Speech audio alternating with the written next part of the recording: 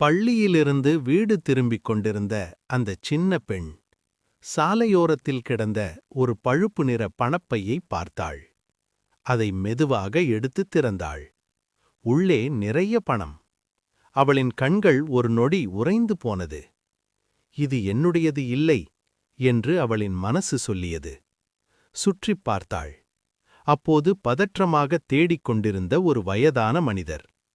அவள் தயங்காமல் அவரிடம் சென்று, இதுதானா சார் என்று பணப்பையை நீட்டினாள். அவர் கண்களில் கண்ணீர். நீதான் உண்மையான செல்வம்மா என்றார். அந்த வார்த்தைகள் அவளின் சின்ன மனசை நிறைத்தது. பணமல்ல, நேர்மைதான் வாழ்க்கையின் பெரிய செல்வம். பள்ளியிலிருந்து வீடு திரும்பிக் கொண்டிருந்த அந்தச் சின்ன பெண் சாலையோரத்தில் கிடந்த ஒரு பழுப்பு நிற பணப்பையை பார்த்தாள். அதை மெதுவாக எடுத்துத் திறந்தாள். உள்ளே நிறைய பணம். அவளின் கண்கள் ஒரு நொடி உறைந்து போனது. இது என்னுடையது இல்லை என்று அவளின் மனசு சொல்லியது. சுற்றிப் பார்த்தாள். அப்போது பதற்றமாக தேடிக் கொண்டிருந்த ஒரு வயதான மனிதர்.